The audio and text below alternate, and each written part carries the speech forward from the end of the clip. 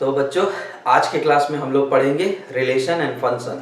और relation and function class 11 और chapter number 2 हम लोग पढ़ेंगे relation and function. Relation and function basically कैसे हम लोग डिफाइन करेंगे किसी को भी कि वो रिलेशन और फंक्शन में है कि नहीं। तो सबसे पहले अगर रिलेशन एंड फंक्शन हमें पढ़ना है तो रिलेशन का मतलब क्या हुआ, जैसे आपका आपके परिवार से रिलेशन, तो वैसे ही मैथमेटिक्स में भी एक रिलेशन क्रिएट किया जाता है। जैसे number of parallel lines m parallel n के है कि नहीं, ये रिलेशन एक हो गया। ऐसे ही जैसे कि और एक चीज़, अब रिलेशन का और एक एग्जांपल आप देख सकते हैं कि जैसे अभी बज रहे हैं मान लीजिए शाम के 6 और अभी के टेम्परेचर क्या है, जैसे मान लीजिए 35 डिग्री सेल्सियस। तो वैसे ही जब 7 बजेगा तो अलग हो जाएगा, 8 बजेगा तो अलग हो जाएगा। तो वो एक पर्टिकुलर टाइम के साथ एक पर्टिकुलर टेम्परेचर, तो ये जो सेट तैयार हुआ वो दो सेट, एक सेट क्या है टाइम का, एक सेट क्या है आपका टेम्परेचर का। अब दोनों के बीच में जो हम लोग रिलेशन क्रिएट कर रहे हैं उसी को हम लोग रिलेशन क्रिएट कह सकते हैं। एग्जाम्पल के तौर पे ये भी आप ले, आपका और आपके बीच का एक्स जो है उसका रिलेशन, तो वो भी एक रिलेशन है। आपके क्रश के बीच का रिलेशन, वो भी एक रिलेशन है। तो वो जो रिलेशन है वो फंक्शन कब बनता है, special type of relation is known as function. तो फंक्शन कब होगा, फंक्शन तब होगा जब आपका एक जिस पे आपका क्रश है वो अगर हाँ बोल देता है या बोल देती है, तब वो स्पेशल टाइप में चला जाएगा और स्पेशल टाइप होते के साथ वो फंक्शन हो जाएगा। वो हम लोग आगे के वीडियोस में आराम से समझेंगे कि रिलेशन कब फंक्शन बनेगा और रिलेशन क्या होता है। तो उसके लिए हमें पहले एक थोड़ी सी बेसिक नॉलेज जरूरत है रिलेशन फंक्शन के लिए, सेट्स, जो कि इसके पहले आपने पढ़ा होगा।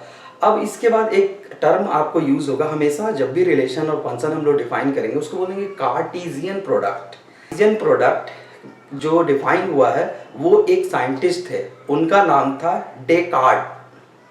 उनके नाम के उनके जो फॉलोअर थे वहां से कार्टेशियन प्रोडक्ट आया। तो उसके डिटेल में जाने की हमें जरूरत नहीं है, हमें देखना है कि कार्टेशियन प्रोडक्ट होता क्या है। तो अब देखिए कार्टेशियन प्रोडक्ट, सपोज कीजिए कि आपके पास दो कलर है, दो कलर हम लोग ले लेते हैं। अब हम लोग दो कलर ले लेते हैं, तो एक सेट में क्या है, दो कलर है। कौन सा कलर है, कौन सा कलर हम लोग है, तो बुक में जैसे दिया है रेड एंड ब्लू, तो हम लोग मान लेते हैं रेड एंड ब्लू, ये दो कलर मेरे पास अवेलेबल है। अब सेकेंड टर्म में आते हैं। सेकेंड को क्या ले लेते हैं, जैसे ही हमने यहाँ पे कलर ले लिया और यहाँ हम लोग कंपोनेंट ले लेते हैं। तो सबसे पहले हम लोग सी फॉर कार ले लेते हैं, क्योंकि कार रेड और ब्लू दोनों हो सकती है।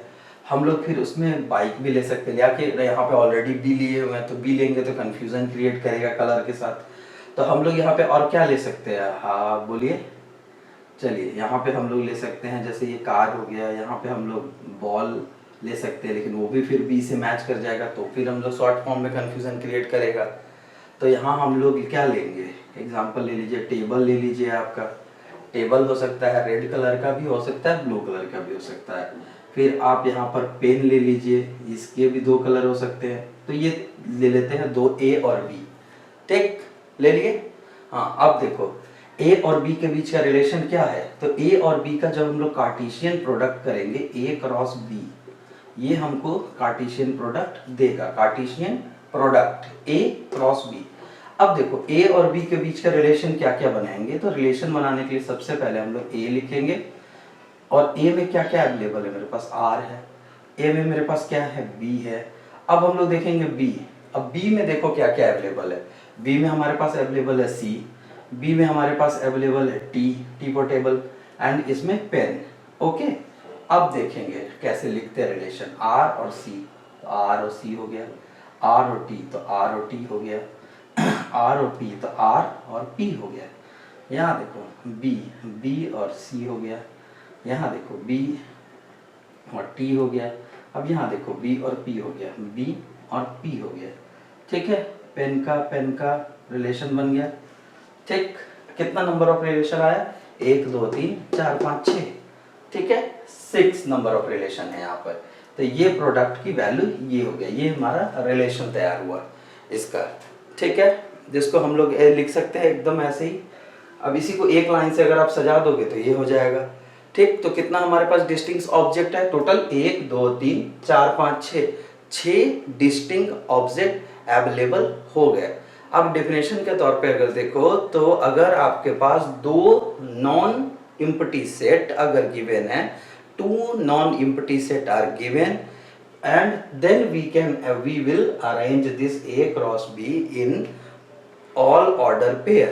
मतलब क्या है, देखो यहाँ पर कि अगर आपको दो नॉन एम्प्टी सेट दिए गए हैं, ठीक, तो हम लोग क्या कर सकते हैं, the set of all ordered pair, set of all ordered pair, देखो ये ऑर्डर्ड पेयर में है, set of all ordered pair where x belongs to A and y belongs to B, then Cartesian product of A and B is symbolically represented as, अब हम लोग इसको कैसे लिखेंगे, A cross B, this should be written as x and y such that कि x belongs to A, y belongs to B, ठीक है, ठीक है, A क्रॉस B, A क्या है, x and y such that x belongs to A and y belongs to B, ठीक है। अब यहाँ पे हम लोग को पता है कि x की वैल्यू क्या है, r और b, b की वैल्यू क्या है हमारी c t p, तो हम लोग यहाँ पे रिलेशन क्रिएट किए।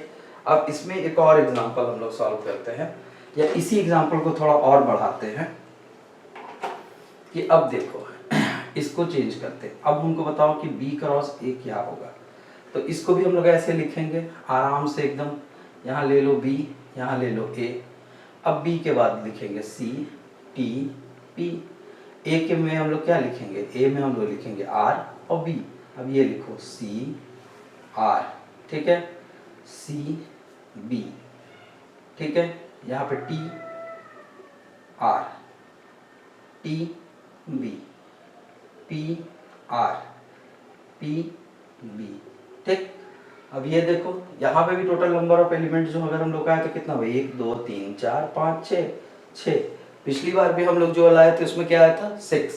तो अगर हम A क्रॉस B करें या B क्रॉस A करें, A क्रॉस B करें, A क्रॉस B करें या B क्रॉस A करें, दोनों में नंबर ऑफ एलिमेंट 6 होगा, लेकिन क्या A cross B is equals to B cross A होगा, ये प्रूफ होगा कि नहीं, तो ये नहीं होगा। क्यों, क्योंकि इससे पहले ही हम लोग देखे थे कि पहले में 3 था, दूसरे में 3 था और तब 6 आ रहा था, ठीक है। अब एक और एग्जांपल लेते हैं तो उससे ज़्यादा समझ में आएगा। अब जैसे कि मान लो A में एलिमेंट है मेरा 1 2 3, अब B में मेरा एलिमेंट है 4 5।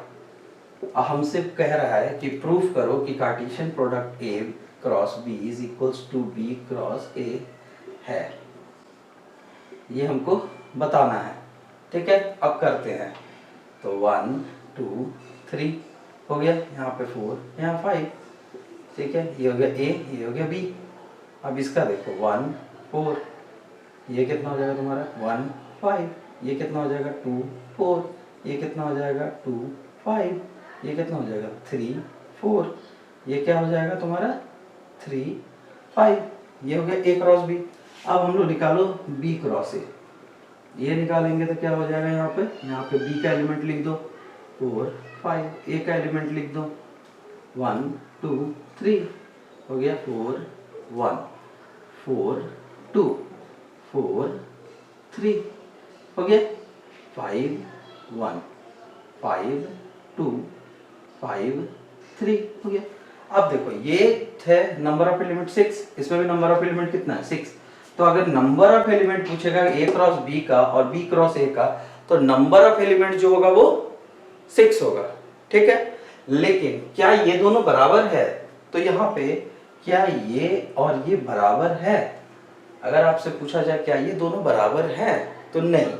कैसे, अब देखो एक ग्राफ आप यहाँ पे लो ऐसे करके, एक्स एक्सिस पे देखो पहला पॉइंट 1 और 2 1 2 3 4, ठीक है, ये है मेरा 1 4। सेकंड वाले को देखो, सेकंड वाले को देखो 1 2 3 4, अब ये देखो 1 2, अब यहाँ देखो, यहाँ ड्रॉ करेंगे ये, तो दिस पॉइंट और दिस पॉइंट बराबर नहीं ना है, ये दोनों पॉइंट तो डिफरेंट पॉइंट है, तो ये दोनों बराबर नहीं हुआ, इसका मतलब दिस एलिमेंट और this element is not equal. तब हम लोग यहाँ पे 2-3 कंक्लूजन लिखेंगे कि number of element in this is equals to number of element in that is okay, माना जा सकता है।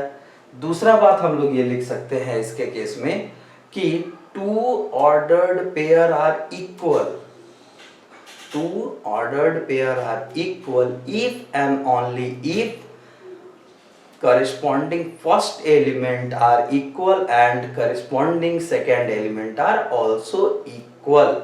x इसको equal तभी बोलेंगे जब x and y is equals to u भी होगा, तब जब x equals to u होगा और y equals to v होगा, तभी हम इसको equal बोल सकते हैं, वरना ये इक्वल नहीं है। ठीक है, यह एक बात आ गया। दूसरा बात, नंबर ऑफ एलिमेंट जो हम लोग इस कंक्लूजन से ड्रॉ किए थे, number of element in A, ठीक है, into number of element in B is equals to number of element in A cross B. ये तो हमको पता चल गया था, ये 3 है, यहाँ पे 1 2 3, यहाँ देखो 1 2, ये 2, ये कितना हो जाएगा 6, यहाँ हम लोग देखें 6 आया है। तो ये 2 प्रॉपर्टी हमको पता चल गई। और थर्ड क्या होता है कि अगर सिचुएशन इज लाइक दिस,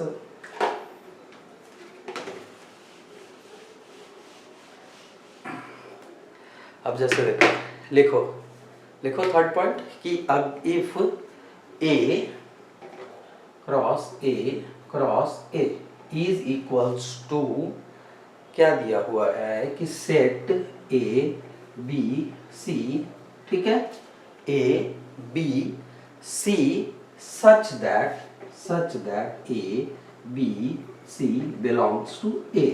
ठीक है, क्या दिया है, such that A B C belongs to A.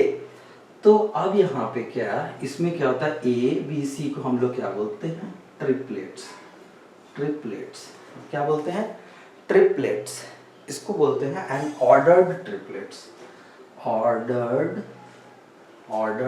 Triplets, समझ गए, ऑर्डर्ड ट्रिपलेट्स। इसके बाद और एक एग्जांपल अगर हम लोग देखना चाहेंगे तो ये देख सकते हैं। ठीक है, ये 3 तुम्हारा मेन इंपॉर्टेंट टर्म था। सबसे पहला क्या है कि इक्वल हम तभी बोलेंगे जब x और y अगर दिया हुआ है। 3 पॉइंट हम लोगों को कार्टेशियन से समझ में आया। इक्वल कब बोलेंगे, जब x और y is equals to u और v हम तभी बोलेंगे जब x इक्वल्स टू u हो और y इक्वल्स टू v हो। पहला पॉइंट। सेकंड पॉइंट क्या था, फर्स्ट पॉइंट तो ये, second point number of element of a into number of element of B is equals to number of element of A Cartesian B, Cartesian product of A B। ठीक है, और third point क्या था हमारा कि A cross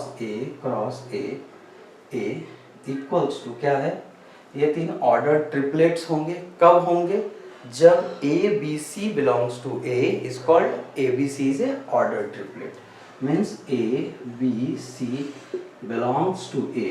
ठीक है, A B C belongs to A, तब हम लोग क्या बोलेंगे, A B C such that A B C belongs to A। ठीक है, A B C belongs to A। ठीक है, ये था हम लोगों का मेन। ठीक, इसी को हम लोग ऑर्डर ट्रिपलेट जब आपको बोला जाएगा तो वो ये A B C are the order triplets. ठीक है, ये ब्रैकेट क्लोज कर दो।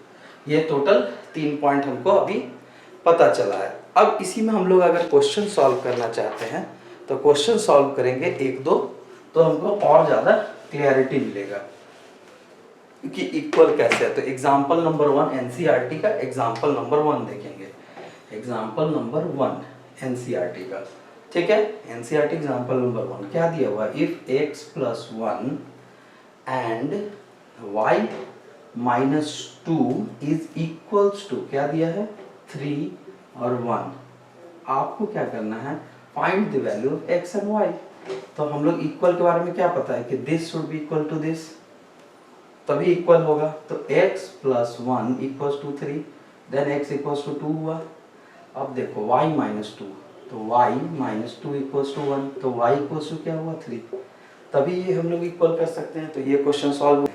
उसके बाद अब हम लोग इसके नेक्स्ट वीडियो में सीखेंगे कि रिलेशन किसको कहते हैं। उसके बाद हम लोग जाएंगे फंक्शन पे।